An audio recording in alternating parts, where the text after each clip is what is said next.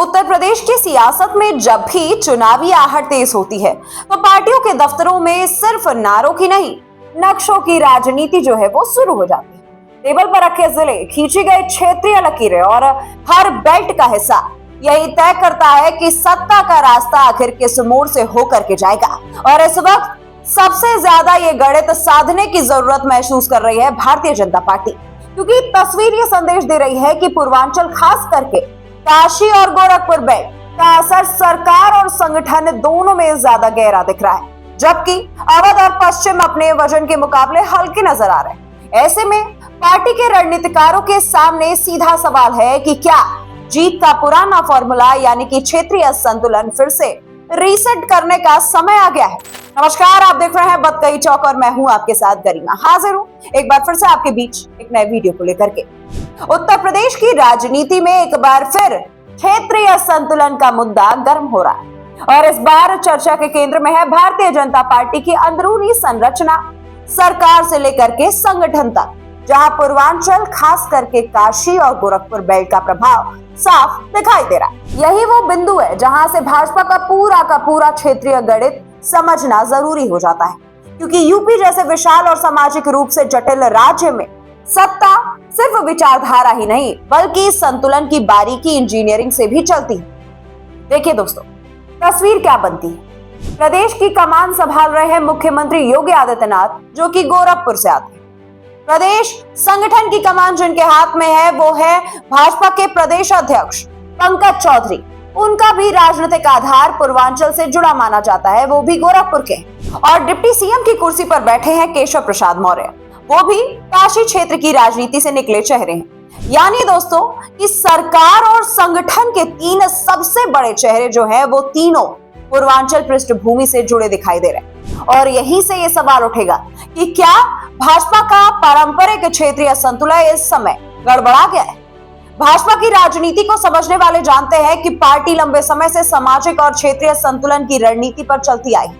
एक क्षेत्र से मुख्यमंत्री तो दूसरे क्षेत्र से प्रदेश अध्यक्ष, कहीं डिप्टी सीएम किसी और बेल्ट से तो संगठन में महामंत्री किसी तीसरे इलाके से, ताकि संदेश सीधा जाए कि पूरा भौगोलिक पट्टी सत्ता में हिस्सेदार है। लेकिन दोस्तों, मौजूदा सेटअप में पूर्वांचल का ओवर रिप्रेजेंटेशन विपक्ष के साथ साथ पार्टी के अंदर भी चर्चा का विषय बना हुआ है। हम आपको बताएं कि प्रदेश संगठन की संरचना देखते हैं तो 45 सदस्यीय टीम में प्रदेश अध्यक्ष, महामंत्री, संगठन, 7 प्रदेश महामंत्री, 18 उपाध्यक्ष और 16 मंत्री शामिल हैं।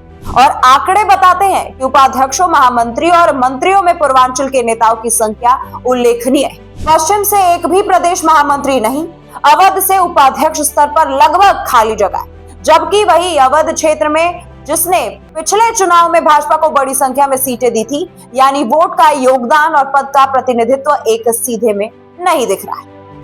कानपुर, ब्रज, अवध और पश्चिमी की तुलना में काशी और गोरखपुर बेल्ट का चेहरा ज्यादा मजबूत दिखता है। उदाहरण के तौर पर समझिए कि त्र्यंबक त्रिपाठी, संतोष सिंह और सुभाष यदुवंशी जैसे नाम एक ही जिले के पृष्ठभूमि से जुड़े बताए जा रहे हैं। वहीं सलील बिश्नोई, मानवेंद्र सिंह, कमलावती सिंह और देवेश कोरी जैसे चेहरे भी सीमित जिलों से बार बार उभरते दिखाई देते हैं। इससे संगठन के भीतर ये धारणा बनती जाती है कि कुछ जिलों और क्षेत्रों का नेटवर्क ज्यादा प्रभावी है। राजनीतिक विश्लेषक वीरेंद्र नाथ भट्ट का तर्क है दोस्तों कि जब किसी एक क्षेत्र का प्रभाव लगातार बढ़ता है तो दूसरे क्षेत्रों में नेतृत्व का स्वाभाविक विकास रुक जाता है। वहां कार्यकर्ता ये महसूस करने लगते हैं कि शीर्ष पदों तक उनकी पहुंच सीमित है और ये असंतोष चुनाव के समय पूरी ऊर्जा से काम न करने के रूप में सामने आ सकता है। भाजपा जैसी कैडर आधारित पार्टी के लिए यह संकेत हल्का नहीं माना जाता। अब इसे अगर हम चुनावी गणित से जोड़कर देखें तो पूर्वांचल सीटों की संख्या के लिहाज से बात यह है कि अवध और पश्चिमी यूपी भी कम निर्णायक नहीं है। पश्चिम में जाट, गुज्जर, दलित, मुस्लिम और शहरी वोट का जटिल समीकरण है। अवध में ब्राह्मण, कुर्मी, निषाद, ओबीसी और स्वर्ण वोट का मिश्रण है। अगर इन क्षेत्रों को लगे कि नेतृत्व में उनकी आवाज कमजोर है तो विपक्ष इसे क्षेत्रीय उपेक्षा का नैरेटिव बना करके भुना सकता है। यहीं पर सामाजिक समीकरण भी जुड़ जाता है दोस्तों। पार्टी के भीतर चर्चा है कि ब्राह्मण चेहरे को आगे लाने की जरूरत महसूस की जा रही, खास करके उन पृष्ठभूमि में जब विपक्ष लगातार ये आरोप लगा रहा है कि भाजपा में एक खास जातीय समूह का वर्चस्व बढ़ा, ऐसे में संगठन और संभावित मंत्रिमंडल विस्तार में ब्राह्मण और अन्य स्वर्ण चेहरों को जगह देकर के संदेश संतुलित करने की कोशिश हो सकती है। यानी कि क्षेत्रीय संतुलन और सामाजिक संतुलन दोनों को एक साथ साधने की कवायद है।